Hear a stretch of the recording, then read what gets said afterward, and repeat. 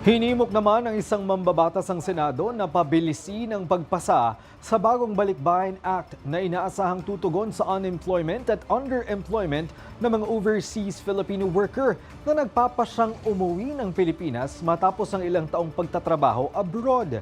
Si Camille Gonzalez sa detalye.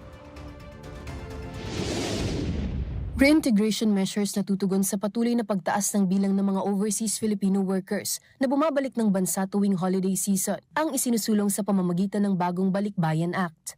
Kaya naman si Tingog Party List Representative at Committee Chairperson on Higher and Technical Education Jude Asidre umapila sa Senado para sa agarang pagpasa ng House Bill No. 6643 o Bagong Balikbayan Act. Isa sa mga pangunahing mayakda ng naturang panukala, si late Representative at former Speaker Martin Romualdez, na layong patatagin ng reintegration services, palawakin ng access sa livelihood assistance at lumikha ng local employment programs para sa mga balikbayang OFW. Bunsod ito ng problema sa unemployment at underemployment sa OFW matapos ang ilang buwan ng pagbabalik sa Pinas sa kabila ng ilang taong karanasan at kasanayan mula sa pagtatrabaho sa ibang bansa. Sakaling maipasa ang bagong Balikbayan Act, magsisimula ang reintegration assistance 6 na buwan bago pa man makauwi ng Pilipinas ang isang migrant worker. Kung kaya't magkakaroon sila ng sapat na panahon upang planuin ang kanilang pagbabalik sa trabaho, negosyo o pagsasanay sa lokal na setup.